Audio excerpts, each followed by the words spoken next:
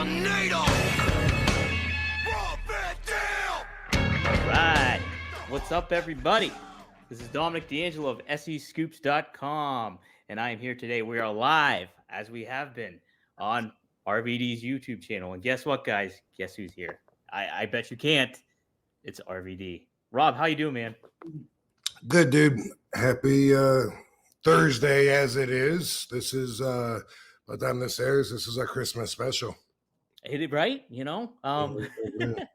Bring out the holly. Merry Christmas, dude. Merry Christmas, man. Yeah, that's true. And it will be pretty damn close to Christmas. So, well, I mean, doesn't this air on Monday? Airs on Monday. Is it Monday Christmas? I can't even keep track of the dates. One week. My birthday every year. Oh, how about that? Yeah. Yes, Merry Christmas, everybody. Merry Christmas, guys. Speaking of, Rob, how was the birthday? I guess I don't need the Christmas hat.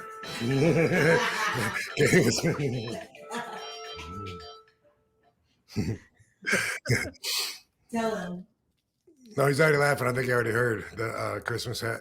Oh, yeah. I want him to I did that. Yeah, I heard the Christmas hat. That's good stuff. We get a picture for the thumbnail for this. Sure. Yay! Rob never wears a hat.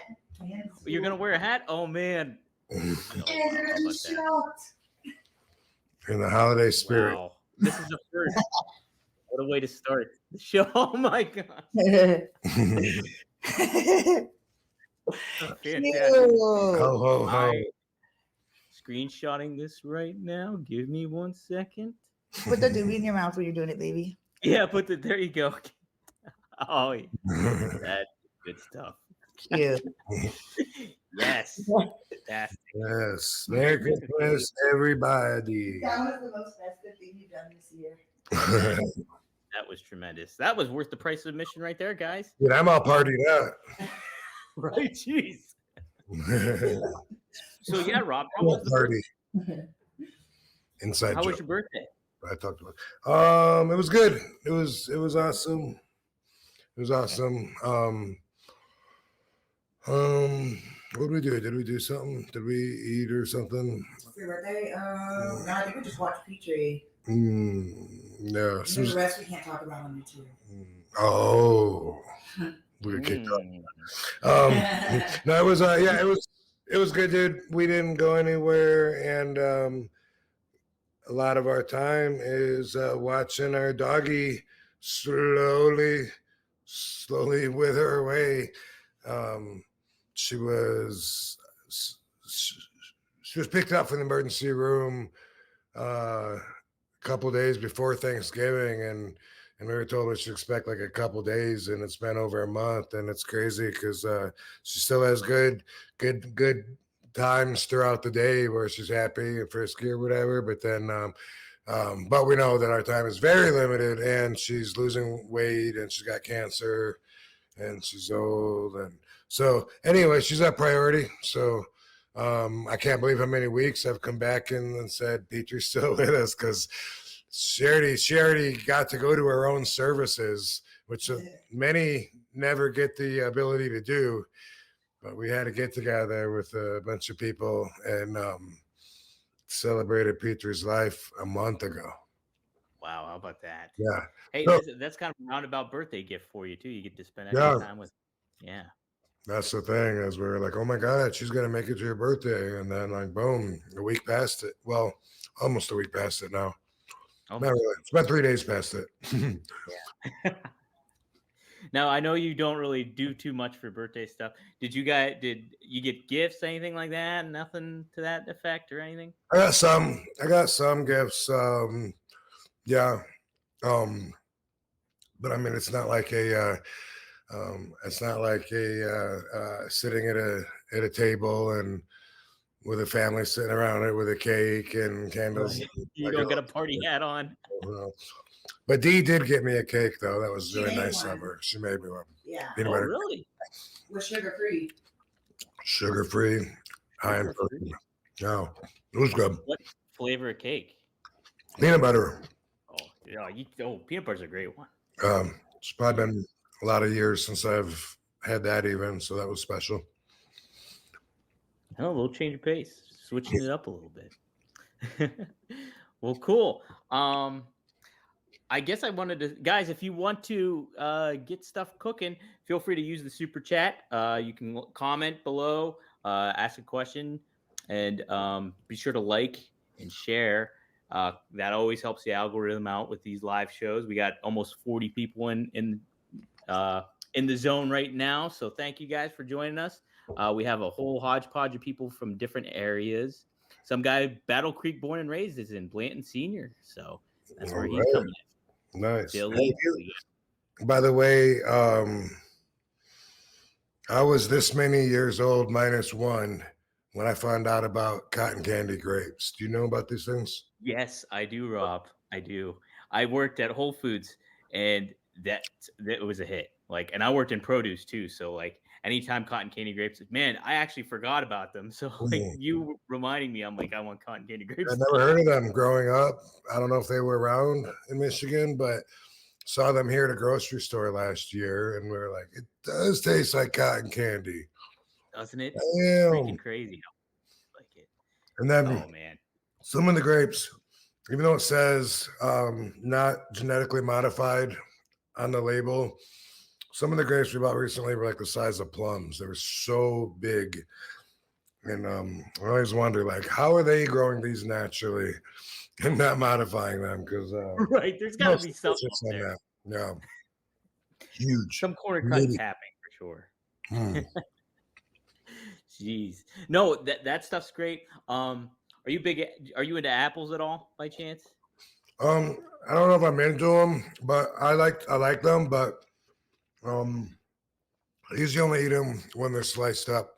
So that's how I do. Yeah, I'll buy them in the bag sliced up, and it tastes good. They're fresh, but even though it probably is more economically beneficial to just buy the apples and slice them myself, I don't do that. Yeah, I will recommend if you ever happen to go into like a produce section and see there's opal apples and they're yellow, so that they look like Golden Delicious, but they don't taste like Golden Delicious at all. They're like super sweet and they are amazing. They were one of my other favorite items that we used to have too. And I kind of miss them. Yeah. So keep that in mind. Yeah, there was a lot of different kind of grapes. We had so much Concord grapes, the Muscat grapes, which were a little bit more bitter and such. I could go on. Okay. But if you guys have a produce question, feel free to use the super chat. So put a link to some grapes down below. Link to some grapes, yeah. Share some grape stuff. Well, something I also, is there anything that happened throughout the week that you kind of wanted to touch upon with you, or anything going on basically that like follow up from last week, or anything in regards to that, Rob?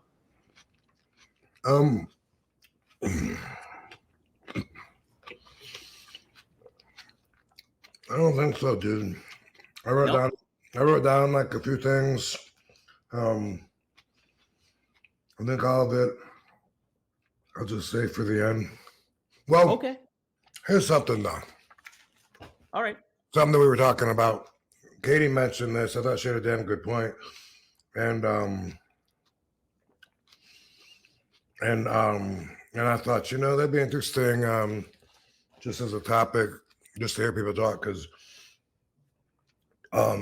it's really hard to put a dog down, but people put dogs down when they think the quality of life is shot and they're suffering, and it's inhumane to keep them alive like that. So then it's a judgment call, because then, it's like, but is the dog getting enough good life, or is the bad life bad enough, or whatever, however you want to look at it, it is a judgment call. You are playing God. So the question on the table is that right to do?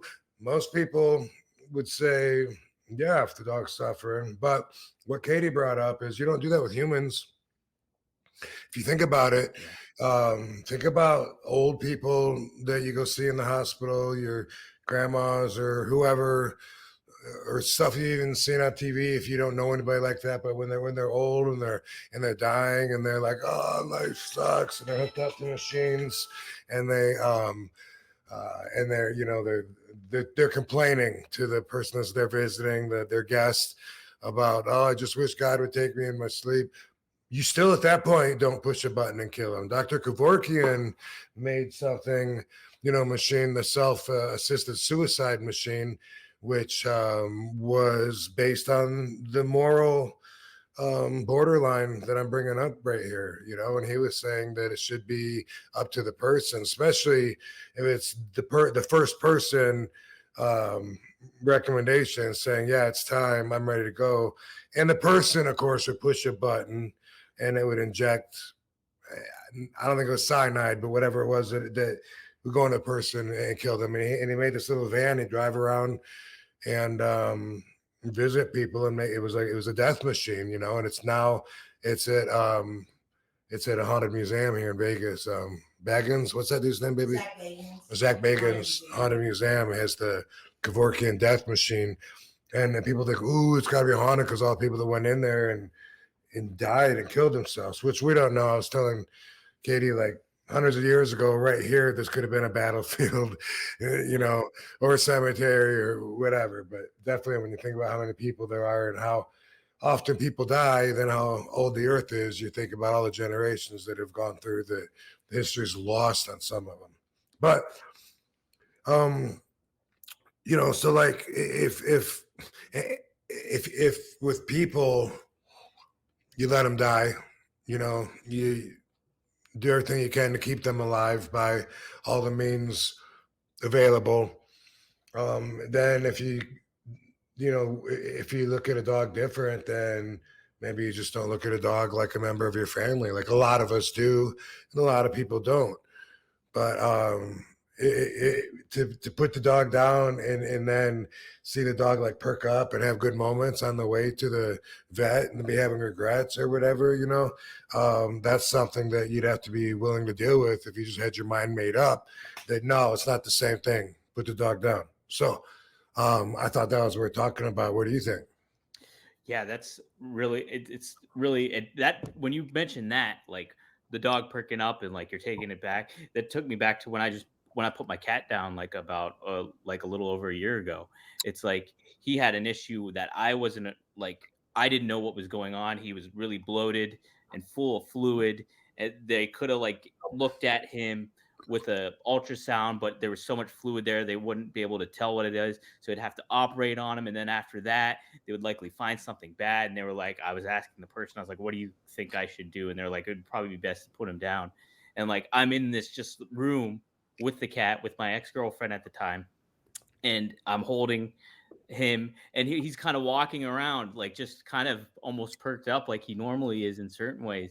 And it's just like it's so heartbreaking to kind of like that's rough, dude.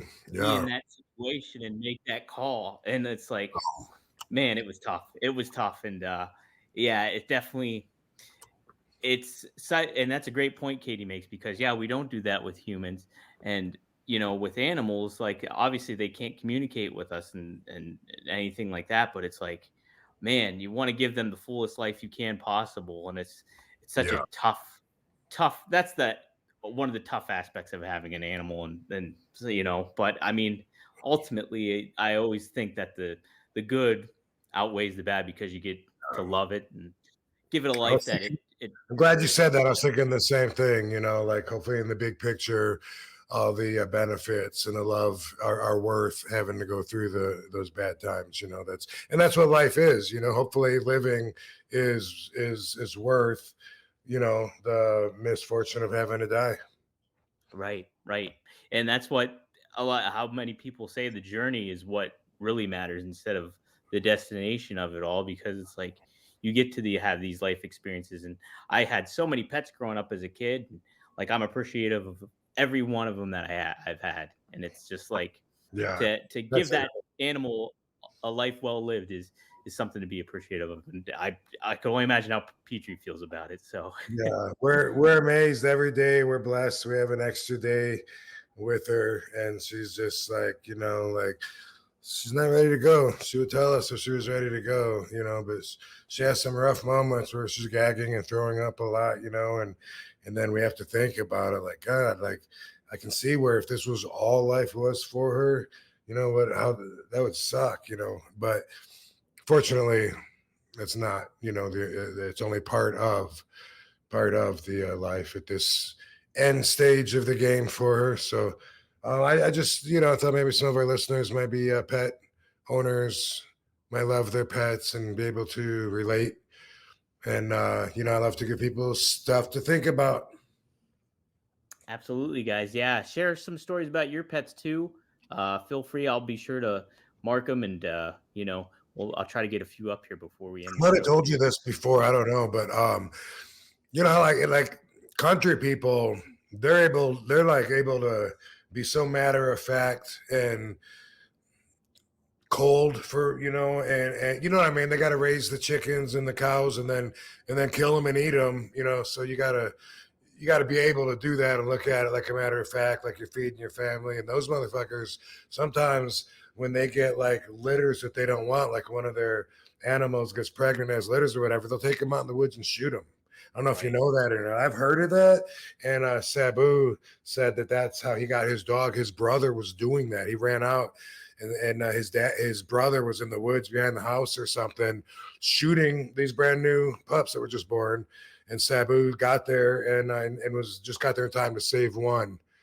And he said he would have saved them all if he could have, but that dog became Sabu's pet for years and years.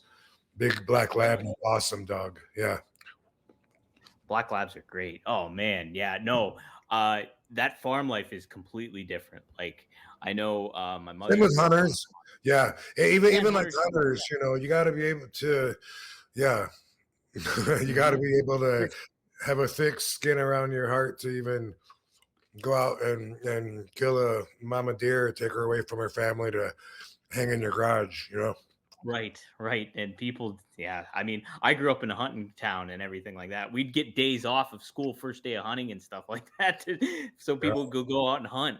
And it's like a big aspect of life. Yeah, it was big where I grew up too. Was it? Did you get days off from school too? I don't remember that. I don't know if that happened. I don't think so, but it's possible. It's very strange. I remember seeing the deer hanging up in my neighbor's garage, and I was like, "Oh!" But the dad was just like, "Well, we got to eat. How do you think you get the food that's on your plate?" And it's like, I get that now. Like that's the view is like you either got to do it or get someone to do it for you. But I'm definitely the guy that's going to get someone to do it for me. Right? No, I'm not about that. There's too much to deal with when it comes to that. I get too emotional when it comes to animals sometimes. Well, something that was emotional, not the best kind of segue, but I mentioned it last week. I got to see the Iron Claw movie, and it was really heavy, very emotional, and but they took some liberties with it too. But I was fortunate enough to actually just interview Chavo Guerrero yesterday about his role as the Sheik in the film, and he was the original Yeah. Sheik. Chavo was. Okay. He was the original Sheik. Yep, he worked. He's in one of the opening scenes. Oh, what happened? I went the lens off and I'm clearer now. Should remember. Oh, okay, yeah, you're good. All right, let's start over. That's okay. Alexa, turn off. So what Chavo have to say about playing the Sheik? That's awesome. So I asked him, I was like, what were your interactions? Like, did you get to interact? And like, he had a pretty strong relationship, it sounded like, with the Sheik. I'll read the quote that I have. He said, I knew him when I was a kid. He was a wrestler with my grandfather. And he was I remember watching him and stuff that you do in Japan and stuff with Abdullah, the butcher, who's very maniacal and different way of wrestling. He wasn't like a leg wrestler in a sense. He was like this storyteller. He would tell with blood and just this deviant person, ex-wrestler. He was so good at what he did. So I remember watching that. So when I played the Sheik, now he mentions how he does a little hybrid in a way of like, doing it for the screen and still paying homage to the Sheik. He said, now it's a little hybrid. I had to throw in, like, you can't just do straight storytelling. I had to throw in some moves. So anybody who's gonna watch this, and you'll probably notice this too, he's like, well, the Sheik would never have taken a backdrop, but that's the liberties that we do there as well. But I would try to get some of the stuff that he would do in there, the biting and the eye gouging and stuff that that he's used to. So when I played that role, it's like I said, it's a hybrid, and I have to put some of in the Sheik stuff, but I got to put some of the stuff that keeps the people watching and entertained. So he kind of balanced it out. He was talking about. So pretty neat. Nice. Pretty neat. Yeah. Yeah. Good for Chavo, man. I've always liked Chavo. I can't think of anybody that's come across him that's, said anything except for that he's cool and a gentleman.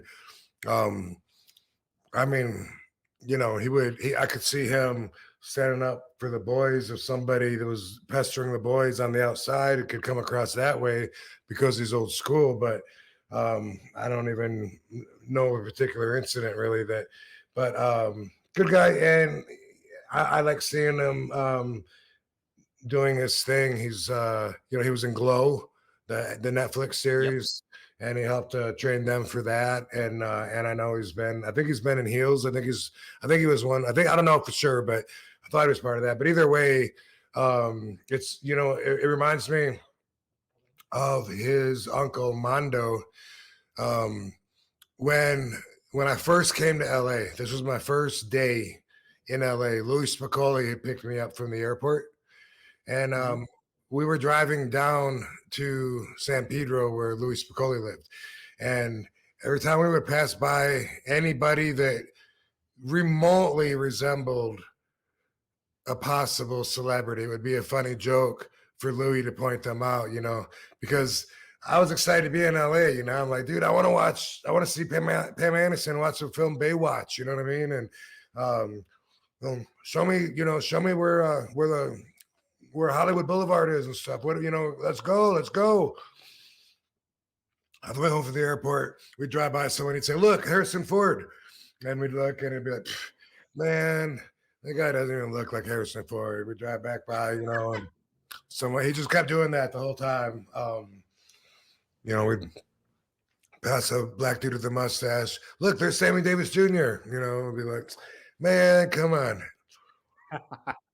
We get up to this car, this long sedan, and Louis goes up there. He goes, look, it's a shoot Mando Guerrero.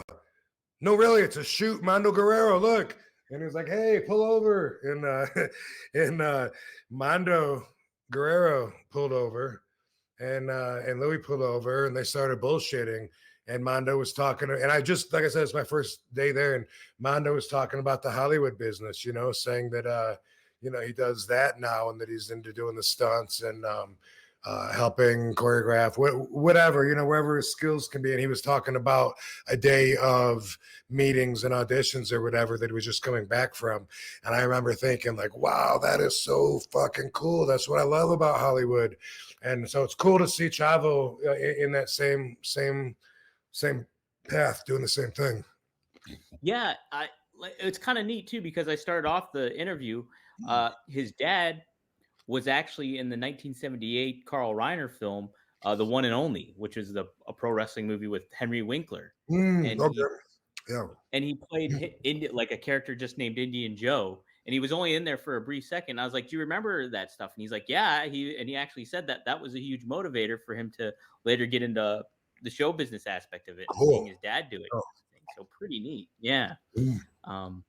I love Mando Guerrero, and I think so what's always cool I hear about is DDP always gives credit to Mando Guerrero, because I guess during the AWA he had the Pat Tanaka with the Diamond Exchange was in a tag match, and Mando Guerrero I think it was tagging with Chavo maybe, but he did a leaping plancha off the top to DDP, who was a manager at the time. And DDP always credits him as like that was a big moment for him. And then he was able to do it too when he turned like 50 years old or 60 years old. And that's pretty cool stuff. So, yeah. Awesome. I love the Guerreros. Yeah. Definitely. They definitely have a lot of respect in the industry. Right. For sure. So, yeah. Whenever I'm over with a family that's over, it always means a lot to me. You know what I mean? Like when I know that, like the Guerreros, same thing with the Samoans or the Hearts. Like whenever I find out that there's like a family, a dynasty, and that I have their respect, that they appreciate what I do, that it's pretty deep. Absolutely.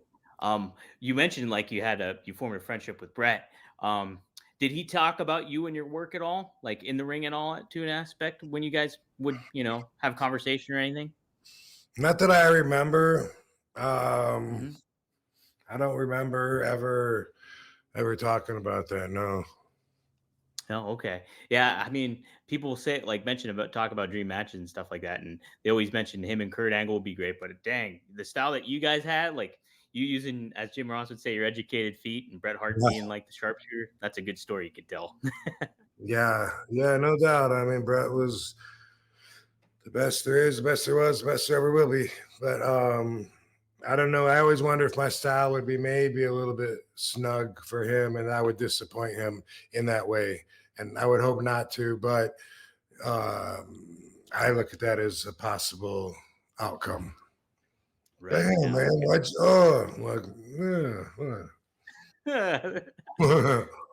This is how it goes. Chris J, thanks for the super chat, $5. He said, "No question. Hope everything's going well for Dom and RVD. Excellent podcast. Thank you all." Awesome. Appreciate that, man. Wish we got more feedback. I didn't invite a guest this week, and I thought maybe we'll get some feedback and figure out like what people think. Is it better with, better without? Because I like it both ways. Like we had Marty on, and then I had my friend Tim Chismar on.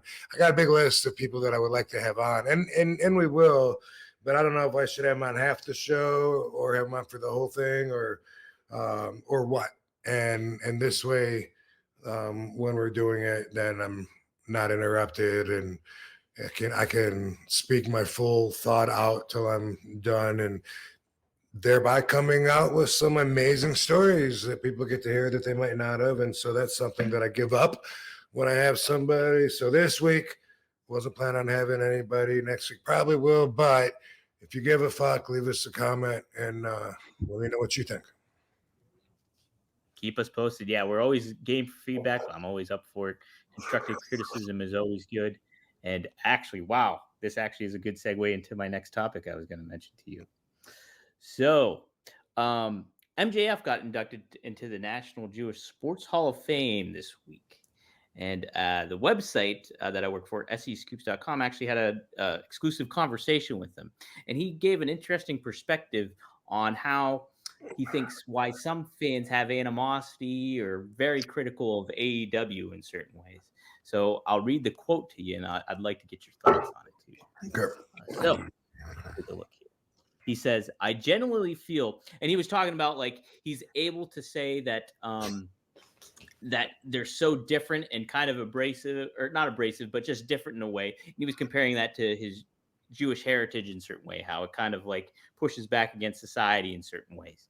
So here he goes. He says, "I genuinely feel the reason that a lot of the time you'll find a lot of, and don't get me wrong, there was most certainly constructive criticism online, genuinely, but you'll find a lot of non-constructive criticism online. Just wild, irredeemably messed up shit that people are saying that either is untrue or just mean, And I think the reason that that's happening is Monday Night Raw is the longest reigning episodic television show of all time. We have only been around for 4.5 years. That's new. That's different. And what's different? Different scares people. So I actually do agree for once with Tony Khan's assessment of AEW being the challenger brand to WWE. And I think that's the issue. I think that the issue is that we're fresh, we're new, we feel dangerous to people.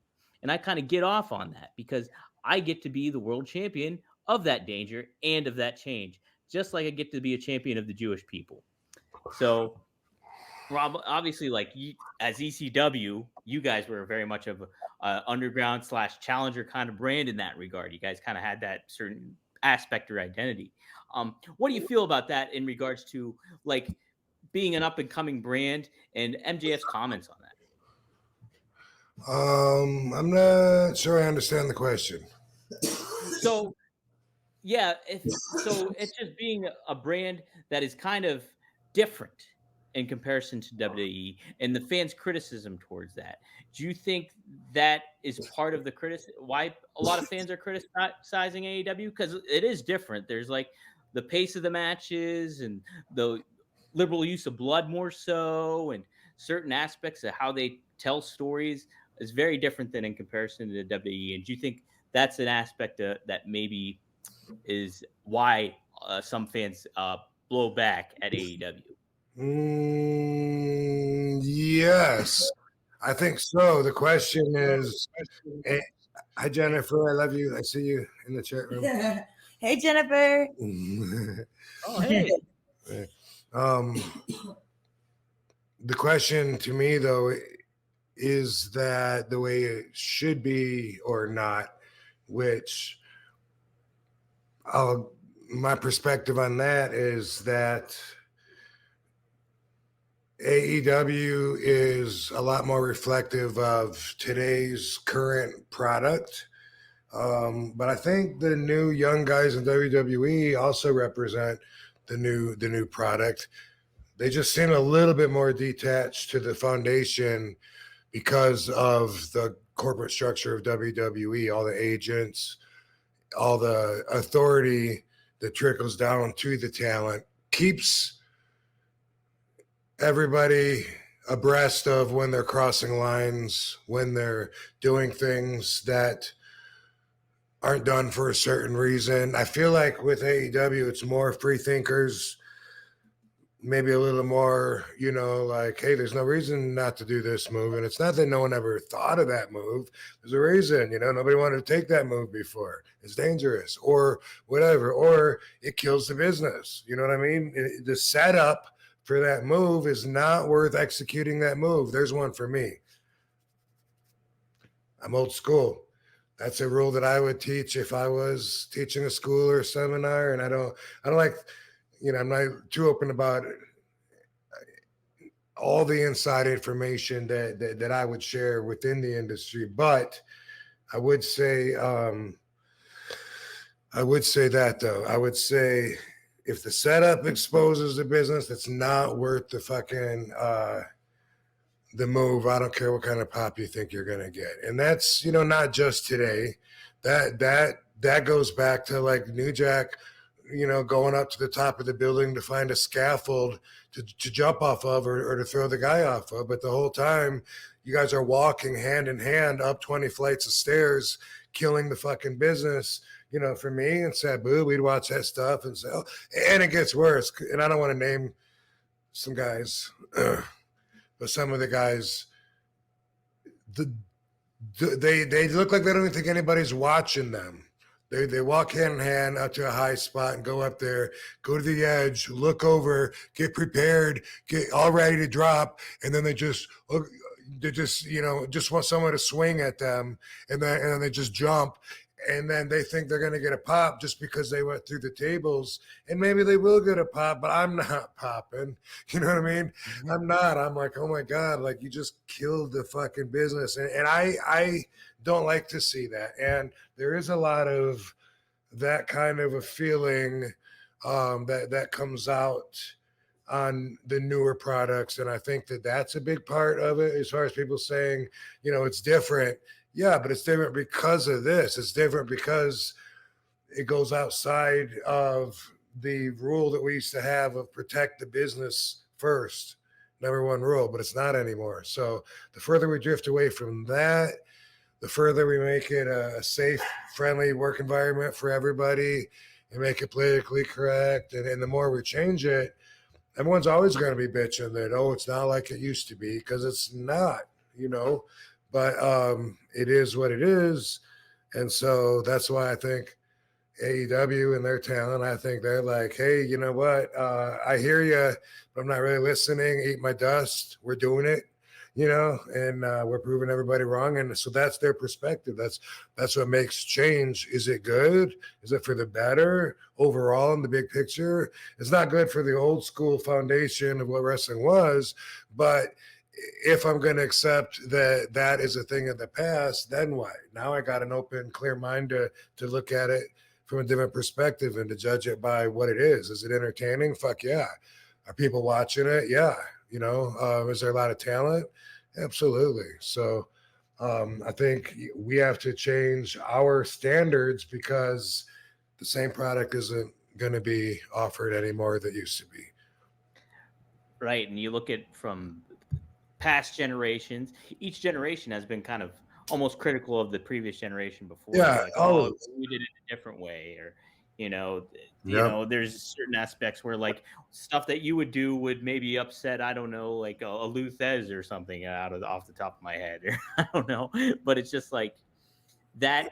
It's just always going to be kind of changing, and you either have to kind of adapt to it and accept some of it. But there's like he mentioned too, like MJF mentioned in the quote, that there's like viable constructive criticism here and there that happens, and like that's something you have to take onus and acceptance of, and dismiss the haters of it all. So it's just you Yeah. filter through that kind of thing is the tough aspect. Yeah, it's really difficult to waters to navigate as talent. I mean, life's hard enough, but inside this mysterious, phenomenal, half real world that doesn't live by outside rules, it's really hard to really believe in yourself, but don't believe in yourself too much, and know in your heart that you're better. You be the last one standing in the room, but don't vibrate that. Don't let everyone know that you think you're better than them, like you're a pompous ass or anything. But at the same time, keep that confident, show it in the promos, but don't have so big of an ego that you're going to get heat from everyone back there. It's really not that easy to find the balance. It does take a huge fucking ego to do. And then you got to hide it. Basically, you got to have a huge ego. And then if you can't humble yourself, then you got to hide it until you learn to be humbled. And eventually you'll realize, wow, all those promises that were made to me that blew my head up, they're not all coming true. I think I believed in too much BS, and everyone I think has to go through stages of that until they get humbled. I think. I mean, there's exceptions to everything. I'm sure there are to this as well, but it's really it's a real challenge. Like you got to be nice to the right people politically, get on the right people's good sides, and maybe not even be seen with the wrong people. That's how catty and childish like the political game can be, and that's a big part of it. Yeah. I'm kind of curious, is there somebody in retrospective when you look back at everybody you worked with, from any type of promotion, that was actually really good at keeping that balance of, having an ego, but being able to harness it in appropriate moments, so to speak?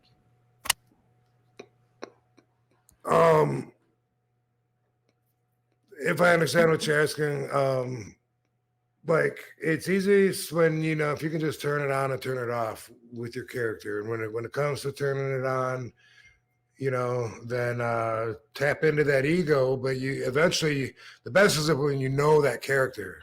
You know what I mean? Like you want me to do a cameo for you? It's your bar mitzvah, and you want this to go. You want this for yourself because you're giving yourself a gift or whatever. Then boom, I just know RVD enough to live through the character to say what the character would say, even though I personally wouldn't. I'd be like, oh, hey, congratulations, that's a Jewish thing, right? But boom, you turn the character on, boom, this is Rob Van Dam, Mr. Pay-Per-View, Mr. Hall of Famer, the whole damn show. And you know what? Speaking of damn, it's your bar mitzvah. Whoa, I know you got all your people there together, and I'm invited too, so I feel special. So thank you to your wife, Karen. You don't have a wife, Karen. You made this cameo by yourself. You made this request because you don't have any friends. No, I'm just joking. But I'm just going off there. But the thing is, like, knowing your character and being confident in that is enough to not have to live through that 24 hours a day. For me, I don't know, it's different for everybody. You know what I mean? It's when like someone comes out to me, if someone comes out to me and I'm not at an arena, but I'm at the grocery store, and they say, dude, you're like the best fucking wrestler that ever fucking existed, then I mean, I'm just gonna be like, hey, thanks, dude, I appreciate you. You know what I mean? But it's not something that where I'm like, where I'm like, yes, I do know that, and this guy knows it too. So we both know this common fact together. Wow, he's cool. It's subjective. It's a compliment. It's great. and it feels good to think that this guy thinks that highly of me. I think, with time, you learn to humble yourself. Life humbles you. You're gonna get disappointments. Who goes through decade after decade after decade through their whole life with no disappointments, having every possible best case scenario come true?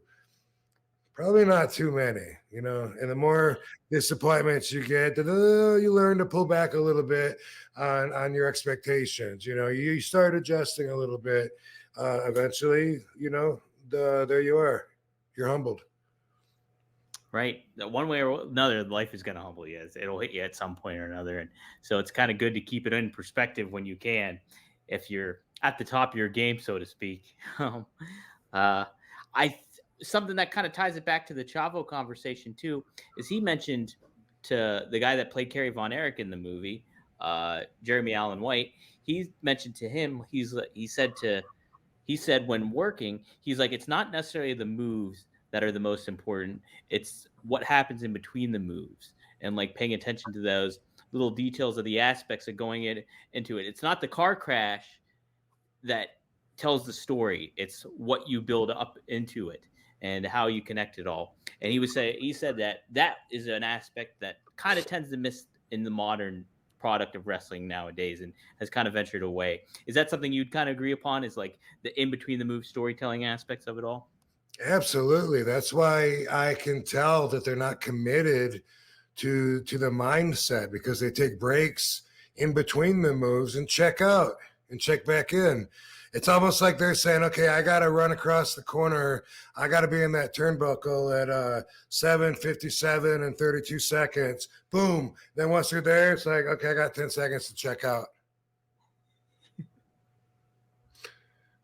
All right, I'm going back into work. That's what it looks like to me, because what they're doing in between is leaving, going somewhere. They're not in the fight anymore. They're not sensitive to what their body's feeling anymore. They've completely, they completely abandoned the mindset so that they can think about what's coming next, and maybe even want to let everyone else know, including the crowd, that they're ready for the next spot.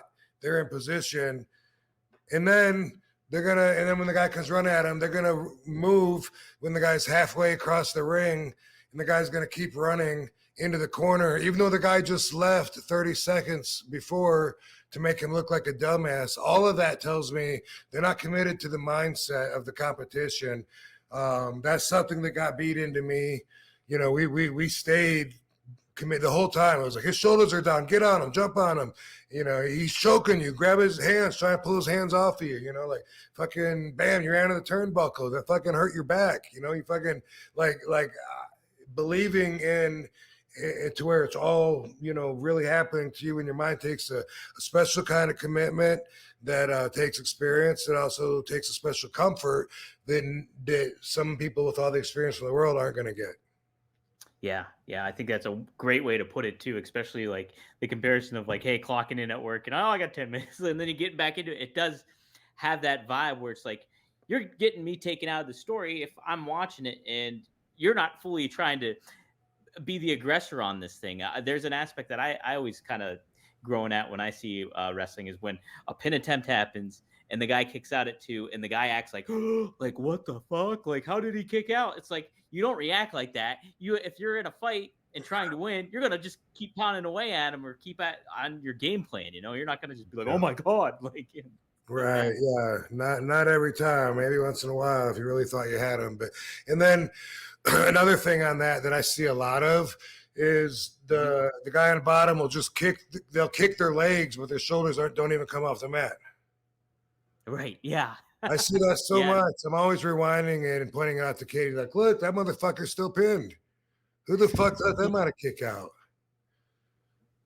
1, 2, 3, your shoulders are still on the mat, even though you just kicked your feet. You didn't do anything. You did not change the pin at all by kicking your legs if your shoulders didn't come off the mat. So that's something that really bothers me. Yeah. You not only like make yourself look bad doing that, but you make the referee look bad too because he's like, "Geez, your shoulders are down. Why is he making the 3 count?" And also, one could say the referee makes himself look bad if he doesn't hit that third pound. Absolutely. Depends on 100%. the policy and the job. That used to change with WWE all the time. You know, they'd come around, and if they don't kick out, I want you to count 3. You know, if they're not in the ring, by the time you count 5, if they don't let go of the choke, and they would do that for a while, and that was to train the wrestlers to believe in what they were doing. But they really didn't do enough of it. But I thought it was great when they made that the policy, and they were like, refs, fucking, hey. You know, how people are going to believe it if you don't believe it? Fucking count them down if they don't kick out. How often did that happen, Rob, would you say, when they instilled that rule? Like, would that be a common thing, or would people just be more on their toes about it? When I was in WWE from 2001 to 2005, it came around at least twice. And maybe a third time. Third time could have been later. But it came out at least twice. We're okay. This is the rule. This is how it is for now. And then after like so long, then it changes. That's true with a lot of things. The policies are always rotating. You know, there could be like, hey, no fighting outside the ring anymore. That's a new rule. And then a few months later, that's going to change. We thought maybe that's what the dress code was going to be, but fuck, they never changed it. And all of a sudden now we got to start wearing pants and long dress pants and dress shoes and button up long sleeve shirts, whatever. I don't think it wasn't a long sleeve shirt, but anyway, I thought that was just a new policy that was going to last for a minute, but that would happen a lot, you know, like, okay, now if the call time is 5 o'clock, you're going to get written up if you show up at 5:15. And so the referees would be standing by the door with a pad and paper. They were the chosen stooges. Mickey J one time, I was like, dude, you're stooging on us? I couldn't believe it because I just knew him so long. You know, I've known him since I was like 21 in Florida. Like, dude, you're stooging on us? Because he's standing there right now the time we walked through the door to show up. And he was like, what the fuck do you want me to do, Rob? It's my job. And I was like, he's got a damn good point. You know what? Yeah. Well, no, it's got to be a tough position to be in as a referee, but I feel like, there's just all those kind of rules change, and you just got to kind of adapt to them and accept them, and whatever happens, you know, it's and I'm sure I always liked that one. I always liked it when that was the rule, when the refs calls were official, and it would piss people off that were caught off guard out there. But that was the idea, I think, was you got to step up your fucking game. Right. You got to be on your toes. You can't be just hanging out and looking at the lights, you know? So, cool. What else did I want to mention to you too? Oh, okay. So this is another aspect. And Katie talked about this a couple weeks ago, I believe. I brought this up to her, and I kind of want to get your perspective. So there's news that broke that both Charlotte Flair and Bayley had signed new deals with WWE. Long contract extensions, and apparently, reportedly, the deal that Charlotte got is one of the most historic or biggest ones that a woman has ever gotten in WWE history. Wow. And so it includes like a bus, apparently, too, like, you know, so like what Cena and Cody Rhodes and Randy has and all that stuff. And so, and then, it was just reported today that Bayley signs a new deal with WWE. And then Becky Lynch was in an interview, and she mentioned she is going to be a free agent in 2024. Her contract is not reported yet to be extended, but, you know, it's supposed to expire, I believe, in the summer of 2024. Anywho, she mentions how she wants to retire with WWE. But it really speaks, all this news kind of breaking kind of really speaks to how women's wrestling has really taken a new level, like in regards to how popular it is and how assimilated into the show. I kind of wanted to get your thoughts on the state of women's wrestling. How she thought it was very successful and really cool how, you know, they're getting a bigger platform. What are your thoughts on women's wrestling and the state of women's wrestling? Yeah, I think that's great. You know, I think that from what I understand, that the contracts are bigger now, and it's not It's just something I read. It's not even something from like a reliable source, but something, that YouTube taught me that could or not be true, that said that they were signing talent to a much bigger, higher money contracts now, that was something that was already going to go into effect before the big merger with the UFC and Endeavor, whatever. So that plays right into this, and I think it's great to give the women their opportunity like this, because women wrestling is very popular, and for the first time in the wrestling industry that I know of, the women give the men a run for their money in the talent department, So it used to be, and I don't care if someone disagrees with me, then, I disagree back. It used to be that you could count on the girls' match to suck. It was an added attraction that was cool, like a midget match, like, ooh, there's a ladies match on the card tonight, and therefore it didn't necessarily matter even what the girls' names were, and they built up from there by some of the girls getting reputations and getting followings. Still, in like 2001, when I was in WWE for the first time, and you look around at all the girls that were there was a huge difference between the girls' matches and the guys' matches. And the girls are beautiful. Don't get me wrong, but they were not kicking ass like they are nowadays. I only knew of women beating the shit out of each other in Japan at the time. And then, I mean, that's who was there, right? I mean, it was Tori and Stacy and Trish and Victoria and the Holly. Molly Holly. Holly, thank you.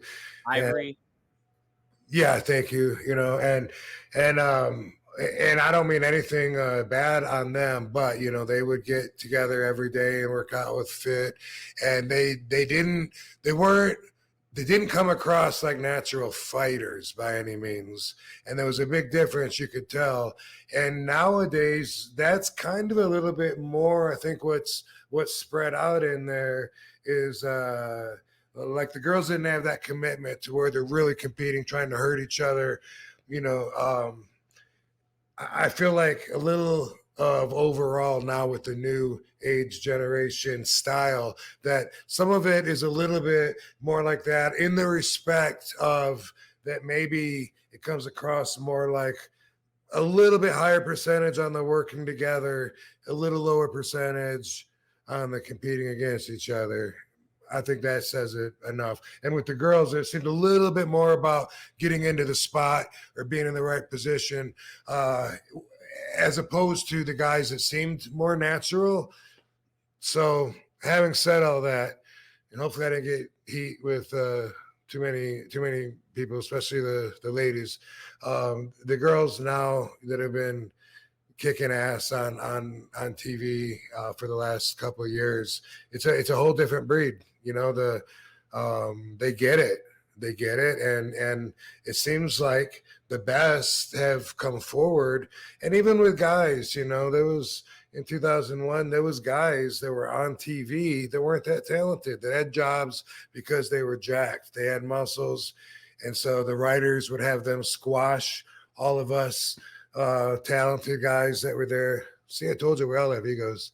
And then afterwards, oh, that guy doesn't work, let's get rid of him, bring in another big guy and do the same thing again. There was a lot of that, whereas now there's really not that much room, man. If you're, I mean, the least talented and able people on TV now, would have been probably upper card based on the talent back in the day. And the style has changed that much with or without guidance to what it is now, by the favorable moves, the things that were really cool that stuck out to these guys that they wanted to do, that inspired them to wrestle. So here they are doing it, but they didn't have the Sheik or any Killer Kowalski beating the shit out of them, the entire time they're in the ring, making sure that they know that they're in a fight. Yeah.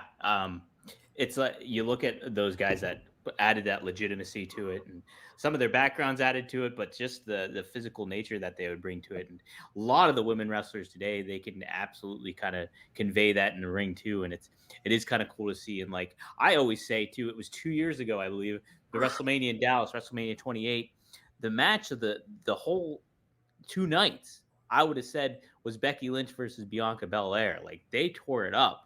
And like that had like Steve Austin versus Kevin Owens there, and they had a lot of high profile matches there. But from a in-ring storytelling standpoint, they were the best ones on the card. And a lot of people argue too that even last year was Charlotte Flair versus Rhea Ripley, and that was the show stealer there too. So it's like it's kind of cool to kind of see that. And you also see it.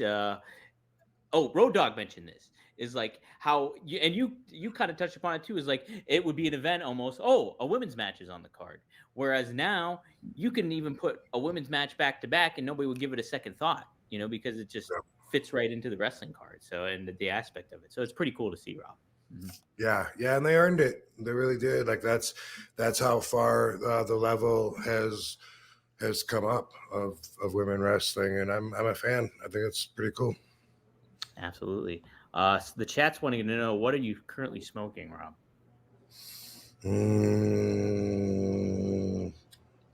What I know? I don't know what I don't know what it's called. Couldn't tell you. Yeah, I've got like 3 different kinds here that I'm smoking on, and it doesn't have a label on it. I don't know what it is. Sometimes my guy will tell me and I just forget about it because it doesn't mean anything to me. Yeah. You trust what he's giving you and all that stuff. So yeah. And I look, when you look at the bud and you smell it and look at it, you get a pretty good idea of how you're gonna react to it. And then yeah, my guy knows me, but it doesn't mean anything if he says, hey, it's Tutti Frutti, with crossed with blueberry, whatever. Like, okay, great. Like, what am I gonna do with that? I'm just smoking it. So yeah. and I always try to pick up names anyway. I've always known people to do that. Like my friend that owned the dispensary, he would buy all kinds of different weed and just rename it. Name it after us wrestlers, and people would buy it because they thought it sounds cool. Whoa, Van Daminator. Yeah, I want to get some of that. And they wouldn't know, but it might just be OG Kush, Yeah. All the time. Have you tried Kevin Nash's weed? It's the jackknife, it's called, or something like I that? haven't, no. Not yet. Okay. Yeah. You? I guess it's made in Michigan. Yeah. Okay. I could maybe get you the hookup. We'll see. Well, you could probably more than I would even. Mhm. What else was I going to say? Oh, yes. Before I forget, the chat reminded me of this too. And I know you commented on it on social media. Liv Morgan getting arrested for having weed on her. What are your thoughts on all that? I want to get your opinion since. Yeah. Well, first off, we don't know all the information, and you know what I mean? So we got to go by what we think happened. And that's always the case. My bus was back in 2006, and probably half the people listening probably still have no idea what happened. They probably think I got busted for smoking marijuana. I didn't. It was in a bag, 18 grams. From what I understand, Liv Morgan was charged with having marijuana less than 20 grams. Same. We put it that way, you can make it sound like that wasn't that much. But some of the idiots talking about me were like, dude, he had so much. He was looking to open up a dispensary and a pharmacy. And anyway, Florida is coming along. It's a medical state. Recreational weed's not legal. It's not a big deal with the state. It's not a big deal with the country. I don't think it's going to be a big deal with WWE. With my bus, by the way, I got pulled over for speeding. They found the marijuana. They found a couple other random things that may or may not have been mine, depending on what they were. But I didn't even get arrested. I drove from the site. You don't drive when you're arrested or when you're even detained. Drove to the station, gave them some money, drove from the station, never went behind bars. It never had anything to do with driving while high.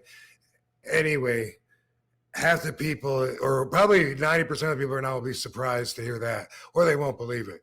That's what I think about what it seems like the story is that's out there. So with Liv, first I understand that she's got a synthetic cannabinoid maybe in the vape pen, and she's got less than 20 grams of weed. And that what was it, that she went through a red light or she was swerving back and forth. And then like automatically every report that I get states that as if that was the facts, which may or may not have been. But I know that cops will narrate a ticket the way that they want to, and they could easily say, well, I saw you cross the yellow line a couple times back there. I want to make sure you're all right to drive. That doesn't mean you actually did it, but it's cemented now in her story that Liv was driving in an erratic behavior where it caught the cops' attention. Maybe, maybe not. Who fucking knows? As far as the weed goes, it's not a big deal. Anybody that thinks less of her because she had weed, then they're fucking they're stupid, you know. I mean, that's just that's your right though. That's your right and that's your values. But I don't know. I mean, eventually everyone's gonna learn anyway that they had it all wrong. I think she should be fine. I don't think that I don't know if it's true or not. I saw some reports that said WWE might be suspending her because she didn't fail a wellness policy, but apparently according to this perspective, she had admitted to it or something, which I don't even know if that's true. So I think either way, worst case scenario, she should be fine. And this should be a statement that's proof that we're moving forward in the right direction as far as just people's rights, as far as living in a free society, and as far as doing a more logical, beneficial thing with the damn plant marijuana, rather than eradicate it and prohibit it. Right.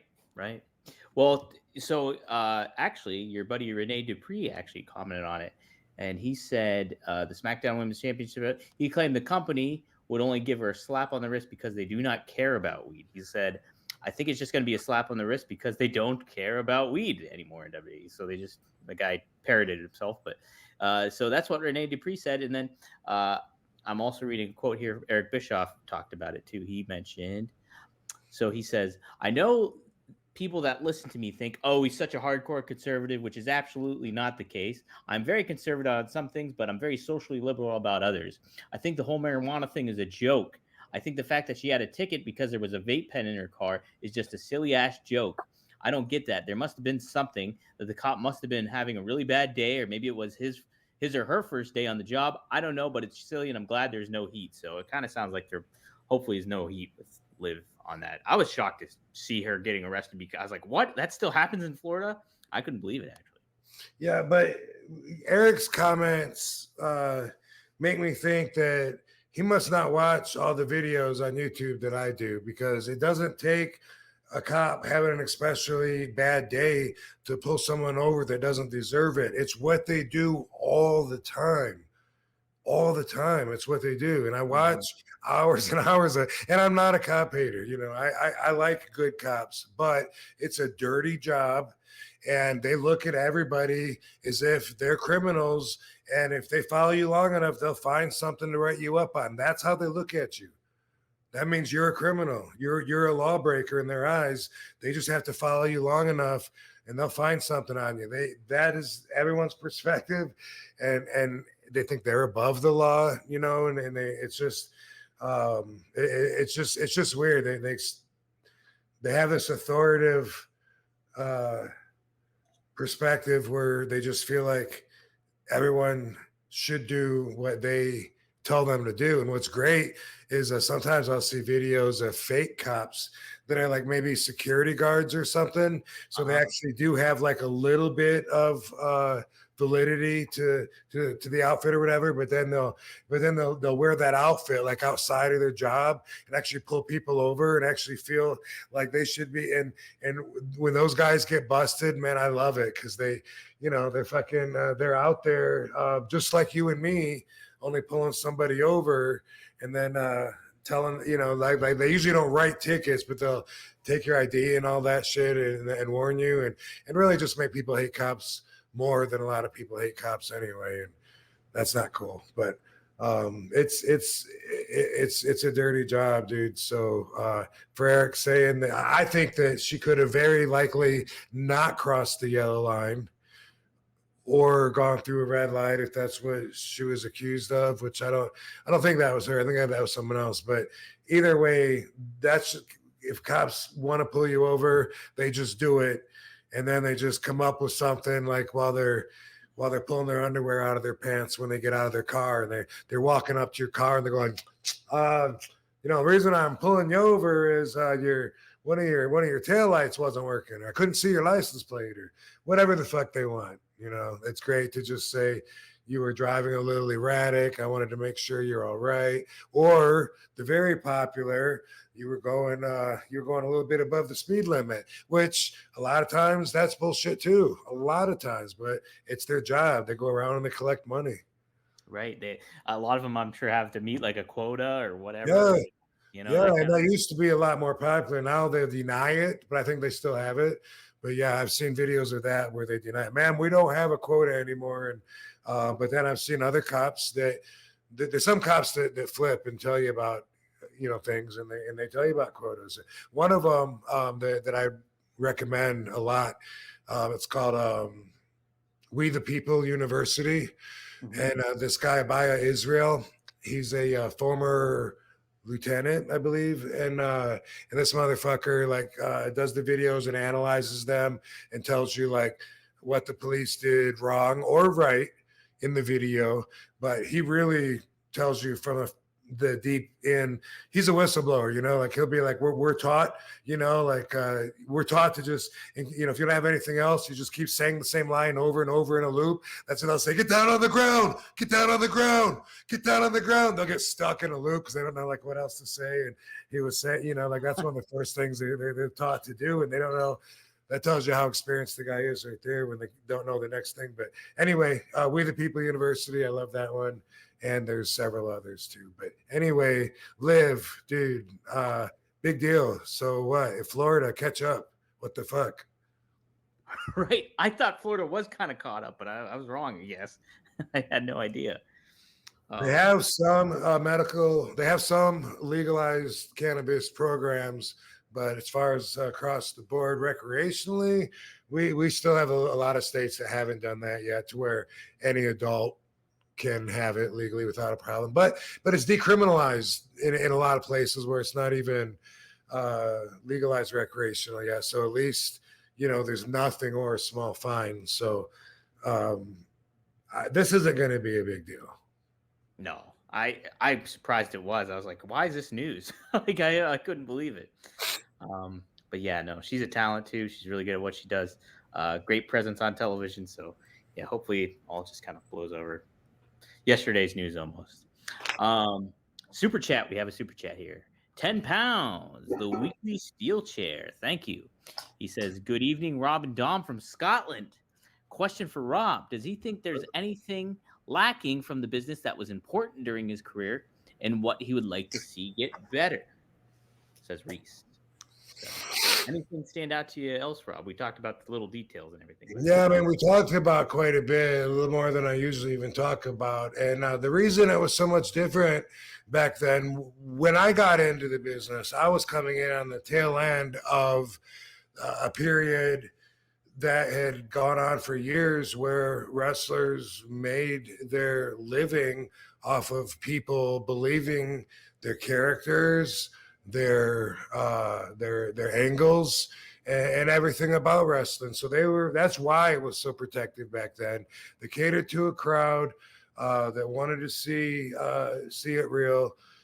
Nowadays, they cater to a crowd that thinks that everything is set up, and that's a whole different agenda when that's your goal target audience that you're looking at. You don't have to do certain things that you would have to do to protect the business anymore. But it hurts for people that still are attached to the OG flavor.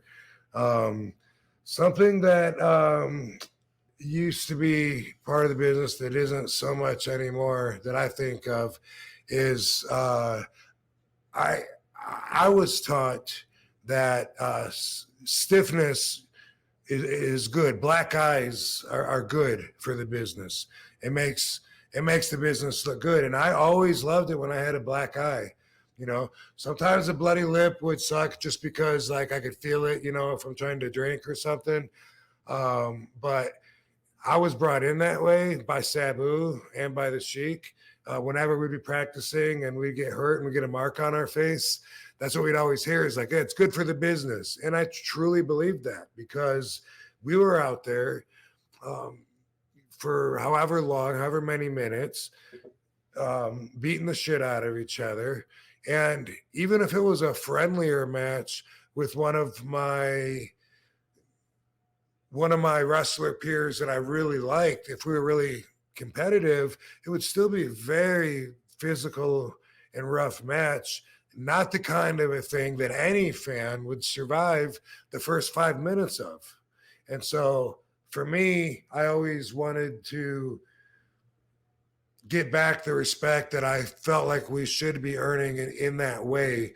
And so if I had to get a black eye to do it, that I loved. I didn't give it to other people on purpose, but when I busted them open and stuff, and then they were just saying, man, Rob kicks really hard. That doesn't sound really bad for the business, depending on who you're saying that to or the conversation. But I mean, as far as that being a characteristic of a wrestler that the fans would pay to go see, you kick hard, you got a lot of sweet kicks, catch you from anywhere, different angle, boom. Guess what? That's good for the business. So I wish that's the answer. Is I feel like the roughness, the physicality that was better for the business back in the day has been replaced with work friendly, safe environment bullshit, so that nobody is going to get a lawsuit or get sued or something for for crossing some line that they didn't know was there. Mm-hmm. Yeah, and that's awesome that you kind of mentioned that too, because we just talked about Becky Lynch. What really put her on the map is when she got punched by Nia Jax and she got the broken nose and blood was all over her face and she just embraced it, and that image of her with the bloody face and smiling, it's like iconic now, and that put her on the map and pushed her to stardom. So it's like, it's an aspect that, definitely is kind of missing sometimes. It's like, hey, and that was a mistake, but obviously that shit happens. Well, I mean, let's face it. Even though fans think they know how everything works, they don't know. And I have the privilege of knowing a lot of what goes on in the blur in between that confuses the fans. And let's face it, when it comes to people that can take a set of heavy ass metal steps thrown into their forehead and have them pouring blood all over and keep fighting afterwards, that's something that you have to be a tough person. So even the fans that think this looks fun, I could do it, they're just playing. See if you could take a set of steel steps to the forehead, just pour your blood out all over your face, and see if you can keep going without crying and telling mommy to stitch you up or whatever, because that right there separates a lot of the fans from the people that can actually do this and that do this. So you guys are a rare breed, I'll tell you that much. Rare breed. Another super chat. This one's off the beaten path. Mick Mac, a regular on the Road Dog podcast. He always tunes in, so thank you, Mick Mac. $2.99. Thank you. He says, "Why did you team up with Ricardo Rodriguez?" Rob, I forgot you did that actually in like 2013 and stuff during their feud with Alberto Del Rio. Talk about that experience a little bit. Trying to remember exactly how it started. I mean, I know that I was working with Alberto Del Rio, and Rico was a manager for him, and but I don't know whose idea it was for him to switch sides. I can't remember like when the idea was first presented to me either. I just remember like it kind of something happened kind of quick. Like maybe he helped me a few times, favored me, or didn't hand Alberto the weapon when he asked for it, or something like that, to where he showed, that he wasn't really a heel. And then pretty soon I've got him announcing my name for me to come down to the ring. I don't know. Yeah, it was weird. I remember seeing him wear the T-shirt, and I was like, "Dude, I totally forgot about that happened." I was seeing like images online. When did he team with Ricardo? And then I was like, "Oh, okay."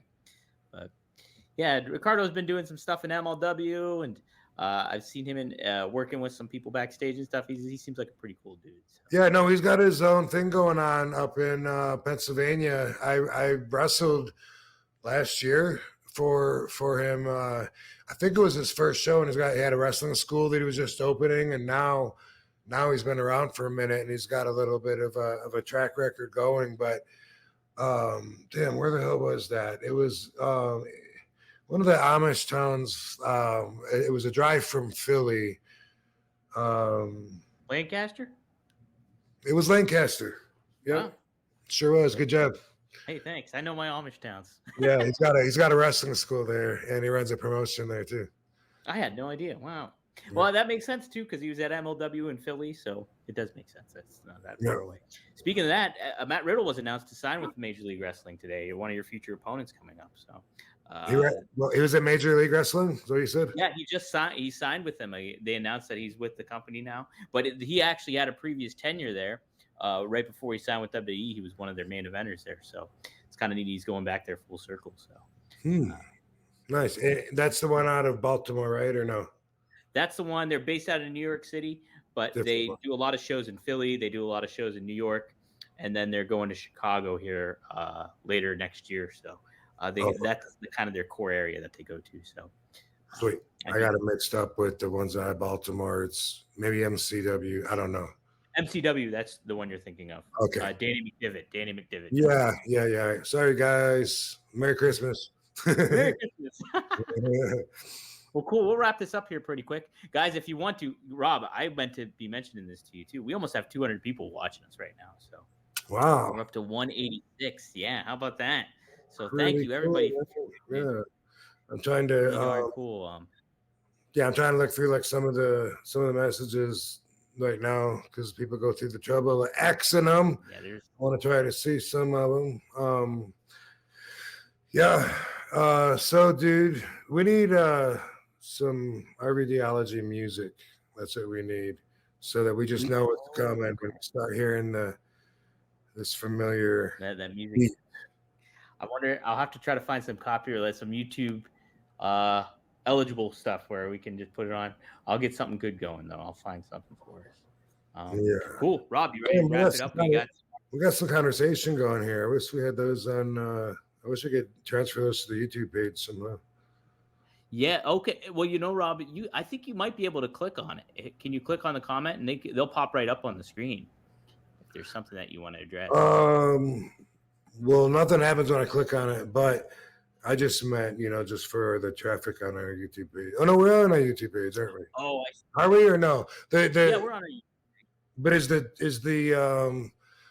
the comment feed, is that part of YouTube, or that's part of the studio? That's part of the YouTube. So that's how they're interacting with us, is through YouTube. So they're commenting, cool. And then typically when a super chat pops up, it'll highlight it, and then I'll be able to address it. And I try to keep my eyes peeled for some other good ones here. But here's a couple ones. People earlier in the show we mentioned about having pets and stuff like that, and some people chimed in with their stories here. So Simon Daw says, it was one of the hardest things I ever had to decide, but in the end, my German Shepherd had lived a good life. So it's always tough to put down animals, very tough to put down. Yeah. And then another revamped Wrestling 2K says, I have a Westie Poodle that is 12 years old, and I get sad because it's almost over, but I'm glad it's happened. See, it's very true. Let me tell you something. You might think that you're going to have to deal with your dog and your dog's demise one way or another, but you don't know that. You really don't know. That dog might outlive you. Tomorrow's not guaranteed. And that might not be a very happy thing to say, but that is my perspective always. That's part of how I think, is when people talk about, someday, when my kid's 30 years old, I'll be doing this and that. You're like, you hope so, motherfucker. It's like people don't normally live a whole expectancy window and then die of old age. They don't. My mom is 83, and I was telling her, we're having this conversation, and I was just like, I just turned 53. She's 30 years older than me, always has been, and and I was just, thinking, like, man, that's great. My mom, she might die of old age, just by she's going strong, she's healthy, and that's great. And I was just thinking, a lot of people don't do that, but they never expect to not do that. We're all just wired to think a certain way, to think, well, when I'm in my 40s, I'll probably settle down then and get married and all that's okay. You don't fucking know you're going to make it. You don't know you're going to meet someone that wants to be with you. You don't know any of that shit. I mean, how many people are going to die before the end of the week? A lot. How many that we know? God, let's hope none. But realistically, there's a decent chance that isn't true anyway. But whoever it is, I'm sure everyone that's dying that has a 12-year-old dog thinks they're going to be putting their dog down someday, and they're not. It's a great point too, Rob. Like, if you're anybody that's living doesn't necessarily think, like, you always think you're going to get old. You don't know, but it's just like, you really don't know. And I've really tried to keep that in perspective too. Like lately, is just being like, wow, oh, I got to look forward to this coming up, or I'm stressing out about this. Maybe I wouldn't have to. You just don't know. I mean, it might come across kind of dismal. I don't want it to, but that is just the way that I always think. Like, that's my perspective. I know that, like I said, there's no guarantees, and I'm not planning on going anywhere for a long time. And a lot of people watching that think, man, it's going to be sad when I see RVD go. Guess what, motherfuckers? You ain't even going to you ain't going to see it. You're not going to outlive me. And you never even thought about that, did you? Never even thought about that. But I did. There's just as good of a chance, whether I know if it's true or not.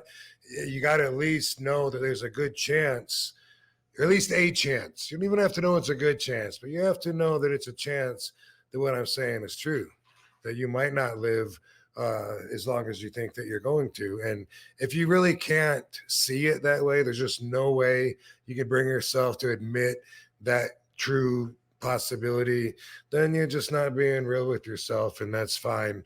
We'll skip that RVDology lesson for you. There we go. Right. Yeah. All right. We'll get to RVDology in a sec. We got a couple super chats that just chimed in. BTF Wayne, thank you for $4. Says, peace, Rob. Pick two people. Pick two people to be the AEW champ in 2024. If you had to pick two people, Rob, who are you going with in AEW? Man, I to be AEW champs. That's what it was. Yep, to be AEW. MJF and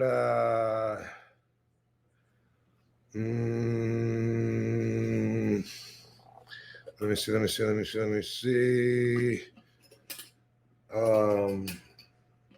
I say MJF?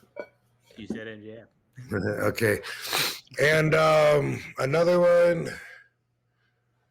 will be Jungle Boy. Ooh, all right. How about that? That would be an interesting one for sure. Yeah. What about Sting? What if he ended his whole career by winning the title at Revolution and then retiring? That'd be something interesting. Well, then he'd have to retire the belt too, wouldn't he?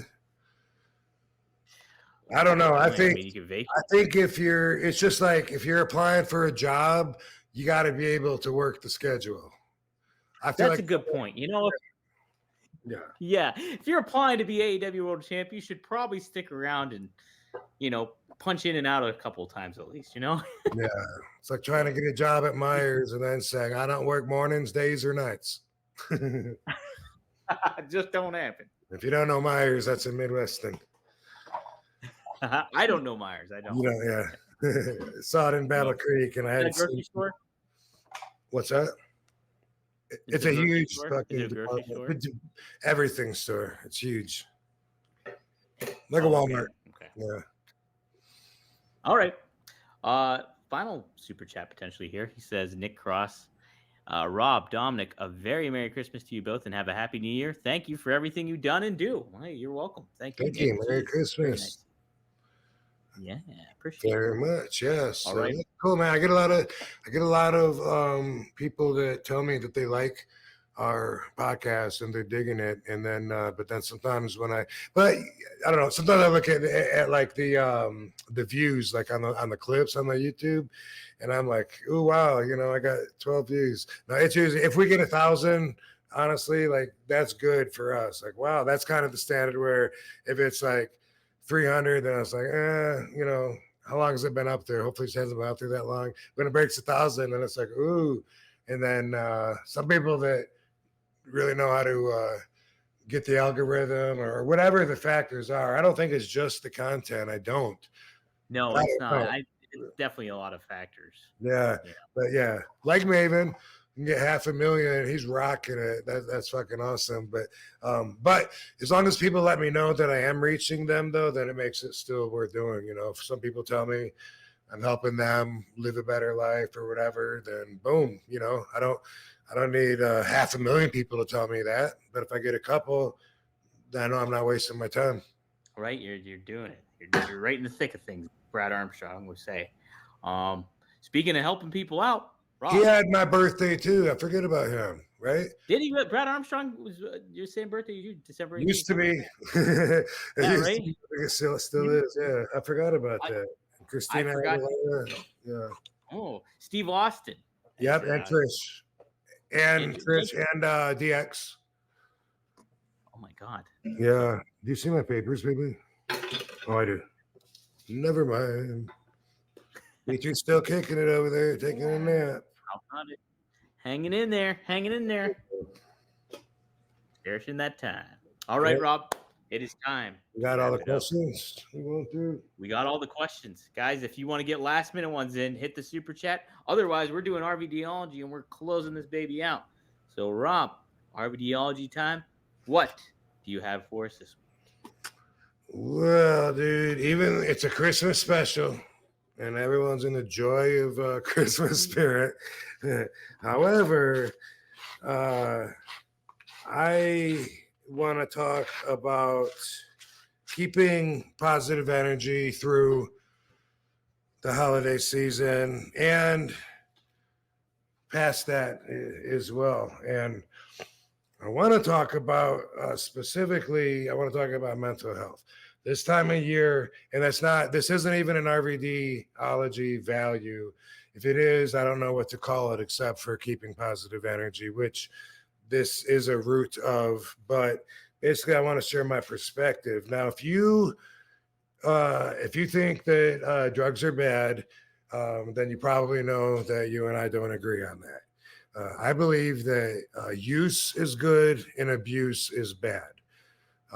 I've had many, many, many friends overdose on the drugs. I never thought it was the drugs' fault. I know so many people that drink themselves to diseases, to trouble, to horrible lives, and people aren't trying to get rid of the alcohol.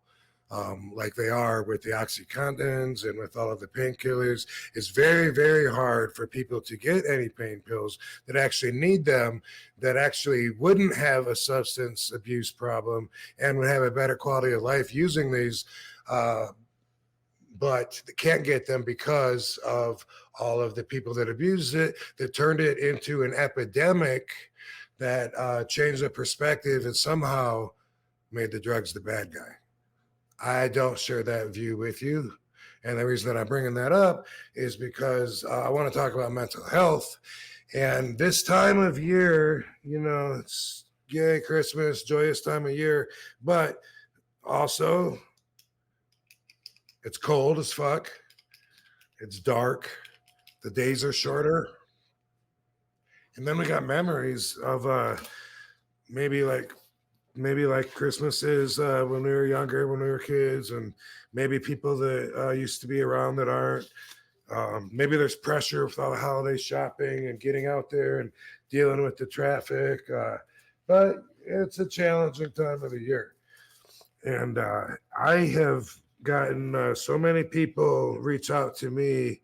And, they've always told me that I affect them, inspire them, positive energy. I've had quite a few people tell me that they've been so depressed that they felt like suicidal and like they're battling. And one, that's a lot of pressure for someone to come to you with, and for you to think that it's your obligation to fix them. However, if you care, you don't want that person to die. And if you have some words that maybe could be helpful, why the hell not help somebody? So I think that's what I'm doing. So depression is a real thing that many people won't acknowledge. They treat it like it's not a real thing. It's just all in your head. And I'm somebody that is very much attached to positive energy, manifesting the life that you want, the law of attraction, the power of your thoughts becoming reality. I'm into all of that. However, I do also believe that there's some limits, I love martial arts. Do I really think that the instructor can make himself grow roots through his feet into the earth so that he's unliftable? All with his focus? Fuck no. And I called him on that. You know what I did in front of the class? I lifted him off the ground twice. He said, "Man, let me try again. You're just strong." Okay, try again. I was like, come on, dude. So, but likewise, no matter how much positive energy you got, no matter how much you try to keep everything in focus and perspective and keep the attitude of gratitude, be friendly, love, be loved, sometimes there's still depression. Sometimes all of that shit isn't enough. And some of my listeners probably know what I'm talking about. So people that don't believe what I'm saying is true are going to say, what do you got to be depressed about? You got a great life. Or you need to get outside. You need to get outdoors. You need to get away from that, whatever. They got the answers. But in reality, brain chemistry, it's everything. It controls everything of how we feel. And our brain chemistry sometimes gets unbalanced. We have so much going on all day with our brain. And, there's certain serotonins and dopamines, and there's certain hormones that are released. And all of that affects different things, from moods, like depression or happiness, down to working with the stomach and making you hungry, and what's that shit that's their liver releases. Anyway, that's not important. What's important is that sometimes some medication can help balance you out, and The haters are going to tell you you're weak. They're going to tell you you don't need it. It's all in your head. You're just depressed because you keep thinking about that girl that dumped you, or that thing, or that person that you lost, or whatever. But in reality, sometimes some medication might be made perfect for you to help equalize and balance your brain chemistry, so that you know what, you're not weak anymore, so that you can talk without crying and actually feel strong and be able to enjoy life again. And you know what? You might need it for a temporary amount of time just to get you out of the hole you're in. You might need it for a very long time. And you know what? You might even need it for life. Now, that's scary, right? People don't want to be hooked on a drug and depend on a drug like it's a crutch. And I get it. I mean, that's the way that we're taught to look at most medicines. You know, your body becomes addicted to it so much that you can't be without it. But some people have faulty wiring in their brain, and without the proper medication, they're not going to have the properly balanced brain chemistry. What do these people do? Kill themselves. They stay depressed, can't get out of it.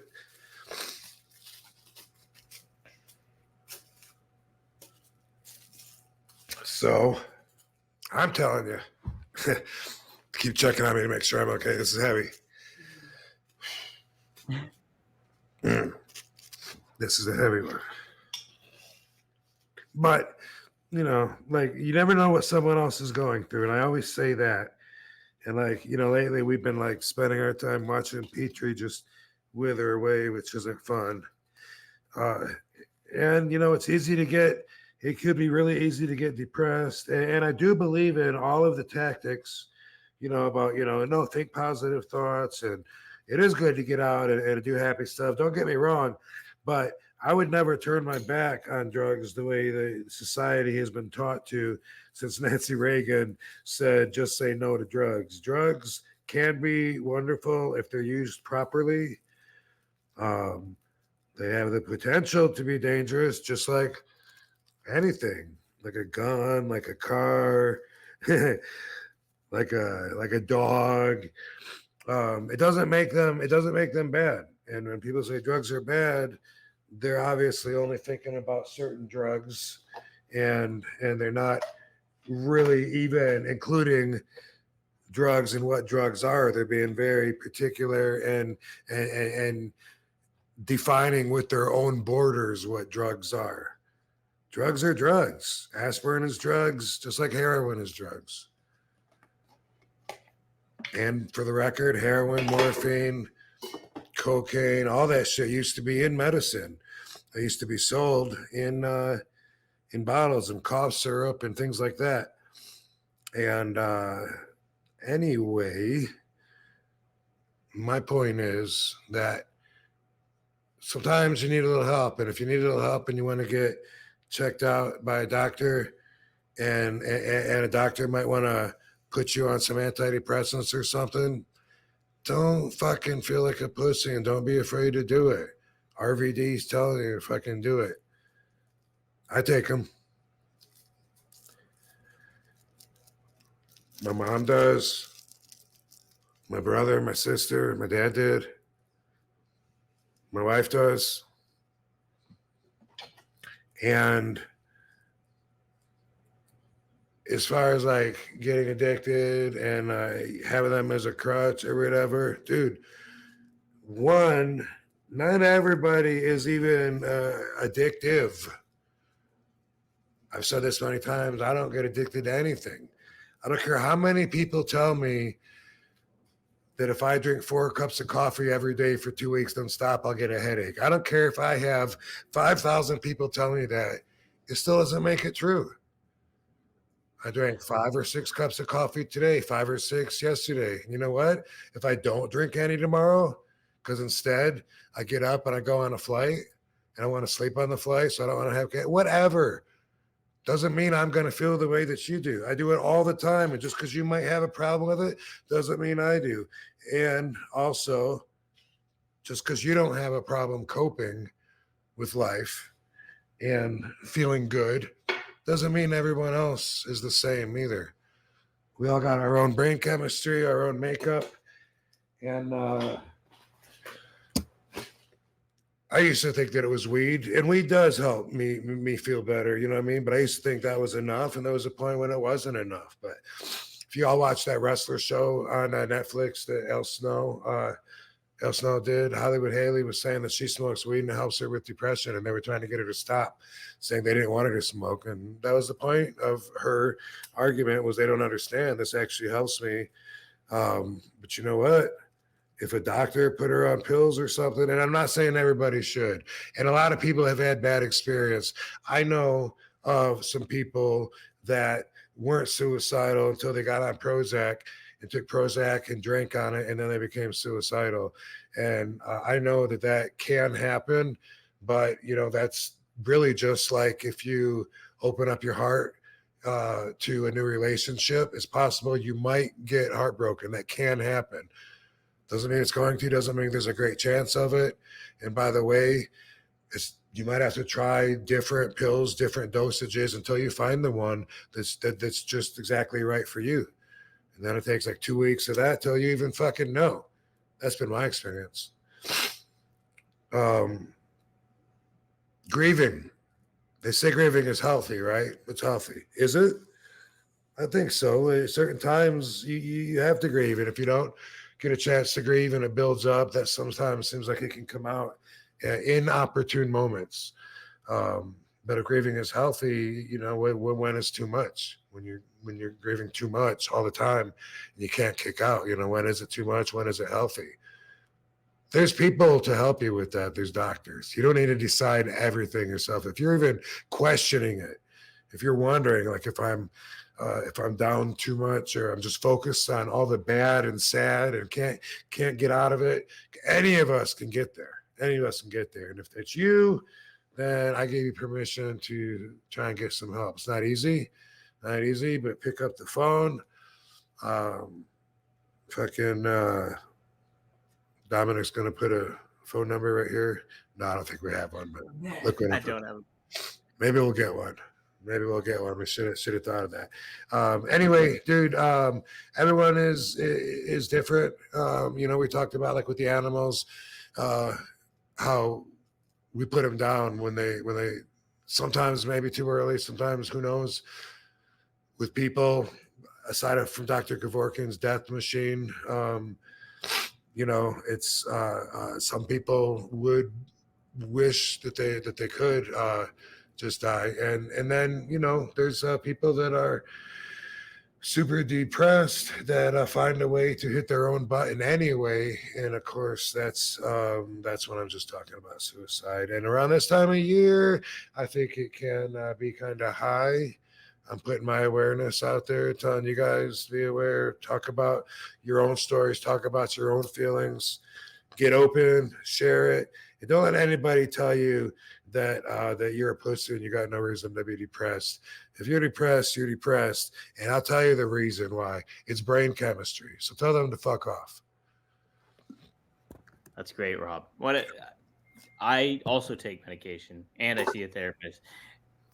It helps. It saved my life on several occasions.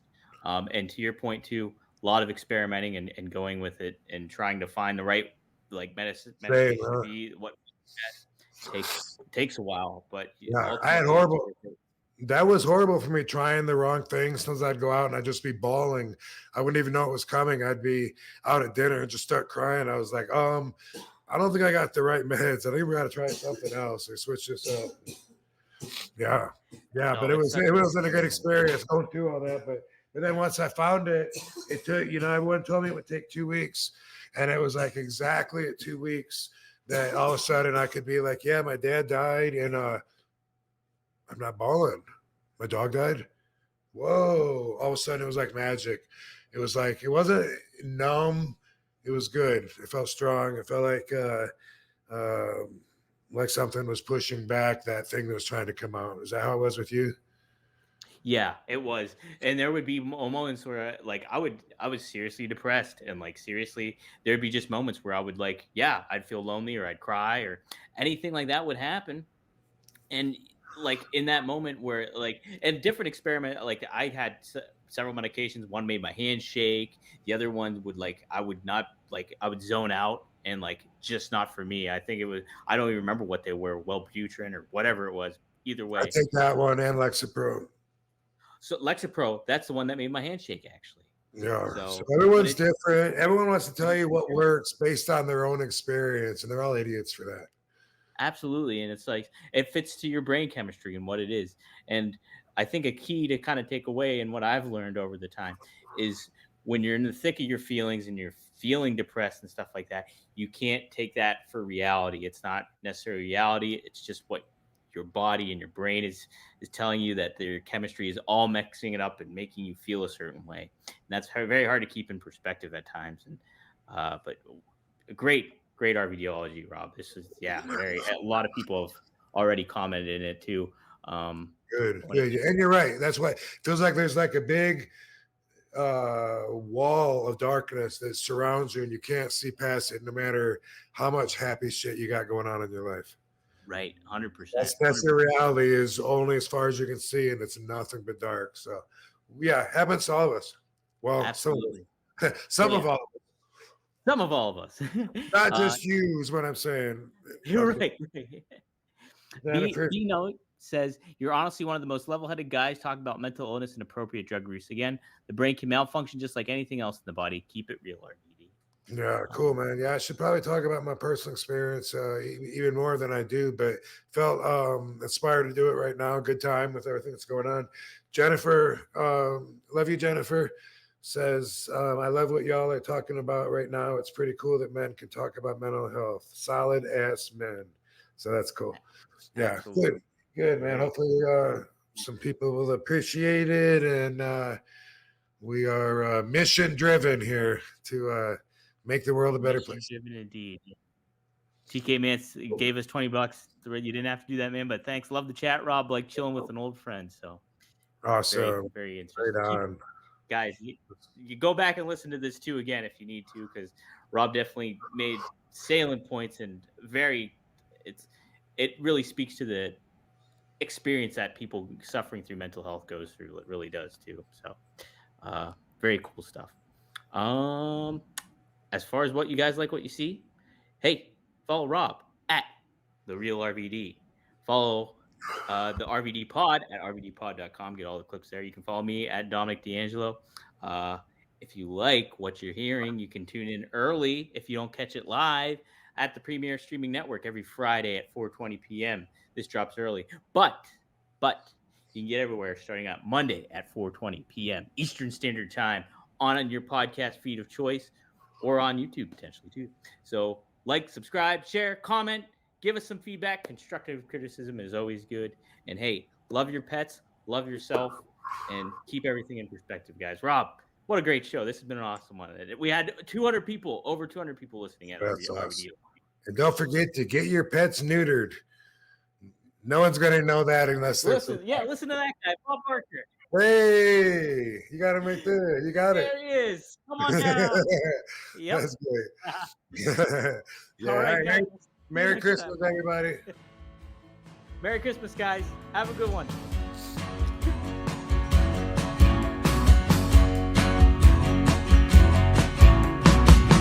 I was waiting for some kind of sign, some kind of indication. I